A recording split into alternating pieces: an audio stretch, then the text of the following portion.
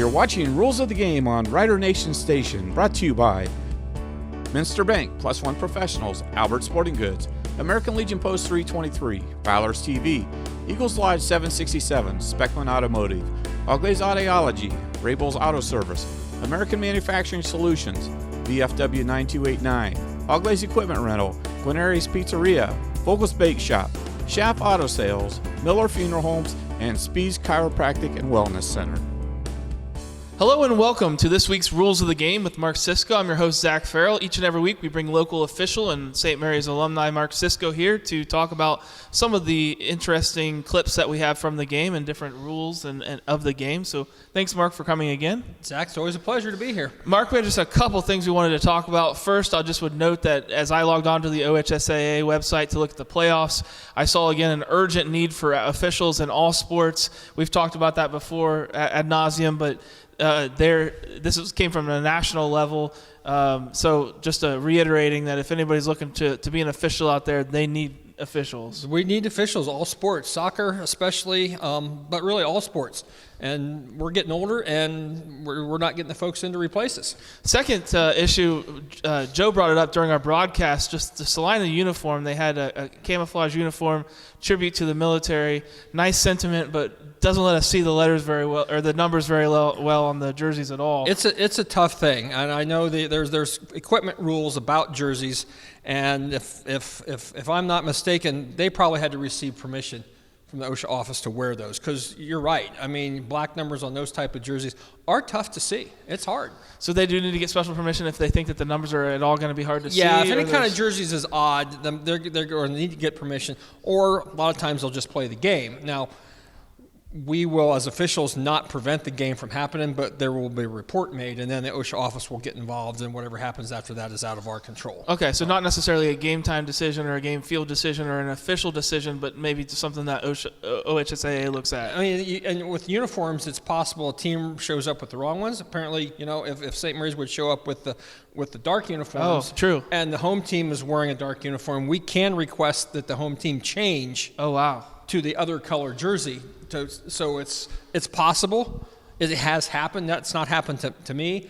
But I will tell you, if it does happen, then I will be able to retire, because I will have seen it and done it all at that point. Well, speaking of done it all, there was something that came up that was brought to my attention that I wanted to get your perspective on. I was told that when a team scored in the end zone or was scored upon, traditionally they receive the ball, the other team kicks off to them. But I was told that team actually, if in certain circumstances, can actually elect to stay on defense and give the ball back to the people that scored on them. By rule, the team that's scored upon decides who kicks off. And normally, if I'm score on you, you're going to say, well, you guys got to go kick it to us so we get the ball back. But it's possible, if you get scored upon and maybe you've not played defense the whole game for whatever, and your kids need to play defense, that you get scored upon for whatever reason, you could decide and say, okay, we got scored upon, but we want to kick to the team that was on defense. Has that ever happened? Or have you seen? One time in my career. Okay. It's one of those, when it happens and I can retire type things. Yeah. One time, and this was done by a great coach at Coldwater. They actually did that and requested that they kick off, and by rule they can do that. Did he say why he wanted? He wanted his kids to play some defense. He was getting ready for the playoffs. Okay. And that game, his kids had not played a lot of defense, and he wanted his defensive squad on the field. And of course, the other coach was okay, fine, we're going to get the ball back, and it was fine. The fans were confused. Yeah. In the days before microphone or whatever, but by rule that can happen. Okay. Yeah. Well, that's an interesting, strange but true. Something I hadn't heard of. Yeah. And I'm sure everybody watching is probably interested in that too. Well, maybe we'll see it sometime in our lifetime. Maybe you will. We're going to jump right into the clips here first, Mark. This was St. Mary's pass, and I thought maybe St. Mary's got away with some offensive pass interference. Just wanted your thoughts.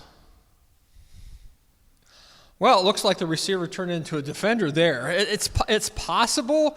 I mean, you see the arm go out, but you don't see a shove. Going downfield, it's possible they have hands on each other. And as long as there's not push, a definite push, then it makes the call a little bit easier for the officials. If we don't see a push or a definite separation, there was separation there, but it didn't look like it was something that was forced by the receiver. We just have a view from the end zone direction, but we didn't have a lot of penalties this week, so I'm definitely looking at some maybe potential penalties. No, I get that. I was watching on Rider Nation Station myself, and I went, oh, that'll be a clip that Zach's going to have, and sure enough, here we go. This is also a potential defensive pass interference from St. Mary's. It wasn't called again, and I didn't think this one was nearly as close. I thought it was probably a good no call, but thought we could just talk about it anyway. Yeah, I don't know that there's much there. A little tough to see, but we'll take another look at it. Yeah, again, just the top of the screen there, quick pass out. I think we just have a defender going for the football. And again, once the ball's in the air, everybody has equal rights to it. So he really didn't play through the defender or the offensive player, so I think that's a good no call. We have that same play just from the end zone view. Of course, Salina always gives you some interesting camera angles with their field being so narrow on the sidelines and everything. So not able to see much from that end. Definitely a little tough to see there, yeah. This next play was St. Mary's. I believe they called it a snap infraction because from all I can see is the center kind of loses his balance and sort of falls forward. Yeah, that wasn't a quick and continuous snap there. That would have been a snap infraction and 5-yard penalty against the Riders there. Yep, good call. Personally, I never did that, thankfully, as a center, but my heart dropped a little bit. We actually had a couple of those in our game last week. Really? The team that was snapping was unfamiliar with that type of turf, and the ball was getting kind of hung up in the turf, so to speak, or that was the center's explanation anyway. The coach wasn't buying it because he was saying, you've done that the past 3 weeks, so it's not the turf. So it happens. I always had 2 hands on the ball when I played center as well, so that probably, it's one of the things I didn't really have a chance to fall out. And did you have turf that you played on? Very playoffs. Okay, all right. But mostly Arlington, grass, but right? mostly grass, right. Yeah. Well, you're lucky because I played on strictly grass. So. Yeah, didn't get it as much.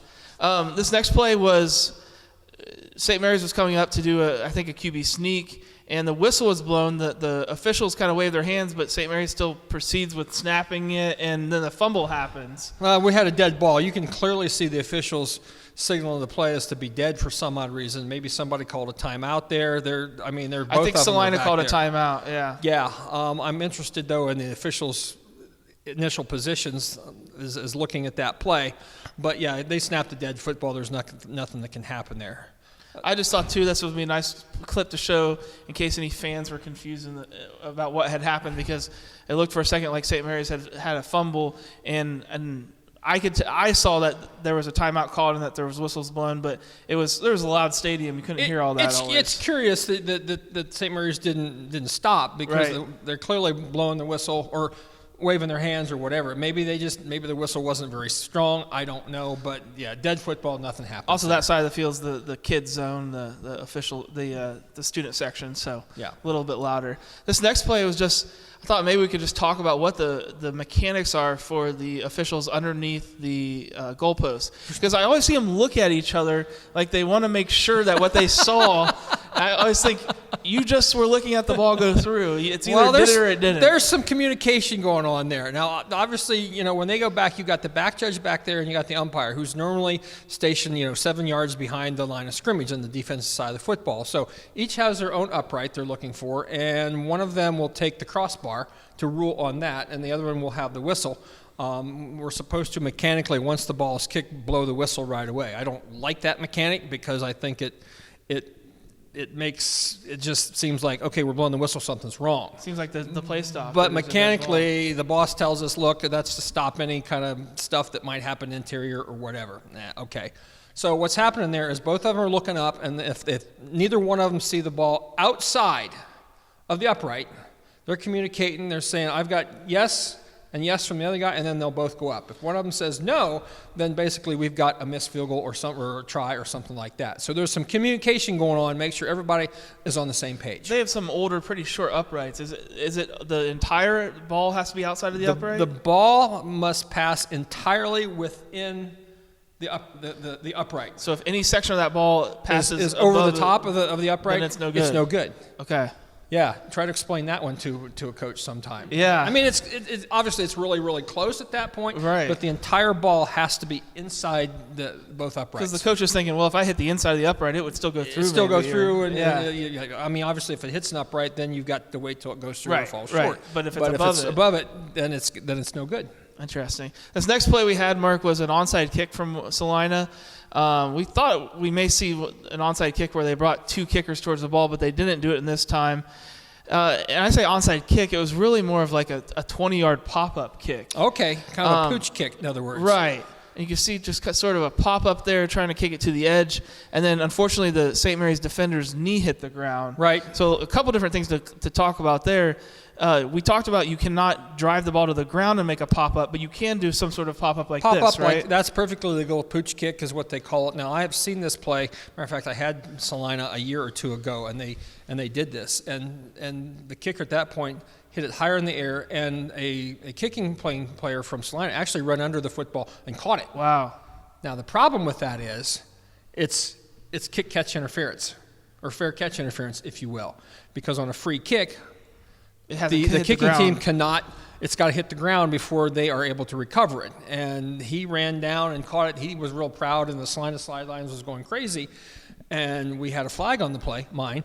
And I come up and I said, Coach, we've got a foul. You can't do that. He said, it's got to hit the ground, doesn't it? And I said, yeah. So they couldn't keep the football. So you have to get out of the way, let the ball hit the ground, and then grab it. Yeah, I mean, if they can't catch it in there. It's not like a scrimmage kick or a punt where it's conceivable for the kicking team to run down and catch it if there's nobody in position to make a catch. Gotcha. Okay, now that hardly ever happens because there's always somebody close. Okay. But it's possible if nobody's around that ball, it would be possible. Make a catch, and he can't keep it, but he could make the catch. Okay. Sure. Yeah. It's possible. Yeah, that's interesting. I thought that was a good one to talk about because we talked about it a couple times. This next play was just a little extra pushing after St. Mary's pass. I thought maybe it could have been a roughing the passer. It did knock the quarterback to the ground. Yeah, that's one of those things that I don't know how early in the game that was. This was a little bit later. It's probably a good no call, but quite honestly, for me, that's an unnecessary piece of action right there. If it's early in the game, I probably flag that for roughing, and guess what? That stuff stops the rest of the game. Yeah. I mean, late in the game, if it's been tight all along and you've let them get away with it early in the game, then you're probably going to let that go away. But truthfully, the defender here had plenty of time to let off, and he just gave him a shove because he was able to. Because he could. All. Yeah. Right. I thought it was a little late. That's my opinion. Yeah. This next play was a false start on Salina. Nothing special, just looked like a little bit of a flinch there by the right tackle. Yep. He was a little early on the play. Yep. Either that or the center was a little slow, but the fact that nobody else jumped, he was just anticipating the count, I think. And this next play, I've studied it last night over and over. I can't figure out exactly what was called. The play was blown. The play continued. A flag then was blown, and there was a 5-yard penalty assessed to Salina. Okay, you didn't see the signal? I didn't. Okay, well, let's see if we can figure it out here. The ball was thrown, or was it? Yeah. Okay. Ball was snapped. The play was not ruled dead, and then the side judge over there throws it, and then it was a 5 yards from the previous spot. So immediately you think maybe ineligible downfield, but that doesn't. I didn't see anybody. There's nobody. Yeah, all the linemen retreated. So I'm sorry. I wish I could help you, but I'm stumped. I thought maybe not enough men on the field or not on the line of scrimmage, but then the play should have stopped immediately, right? It should have been blown dead. If we had an encroachment or a false start or something like that, yes. But he doesn't come out with it until the ball is caught, and I have no idea. Sorry. Okay. You need to pay better attention when you're in the game. Help me out. It may be, if I remember right, if it was the right play, maybe a tap on the head. Would that be something? That would be an ineligible downfield, yes. Okay. But from that one right there, clearly, unless whoever caught it had the wrong number on. Okay. But that's probably not the case. I don't think. It looked like the running back, so I don't think so either. So, well, I'm glad that it stays a mystery because I couldn't figure it out. So we'll have to look into it more. Maybe we'll have that next week if we come back. So this week, of course, St. Mary's has the playoffs. We're going to look at the clips from that game. Hopefully after a Rough Rider win, we'll be back next week, same time, same place. So join us again for Rules of the Game. See you next week. You're watching Rules of the Game on Rider Nation Station, brought to you by Minster Bank, Plus One Professionals, Albert Sporting Goods, American Legion Post 323, Bowlers TV, Eagles Lodge 767, Speckman Automotive, Oglaze Audiology, Rabel's Auto Service, American Manufacturing Solutions, VFW 9289, Oglaze Equipment Rental, Guarneri's Pizzeria, Vogel's Bake Shop, Schaff Auto Sales, Miller Funeral Homes, and Speed's Chiropractic and Wellness Center. Thanks for watching another episode of Rider Nation Station. Help us help you by subscribing on YouTube or following us on Facebook.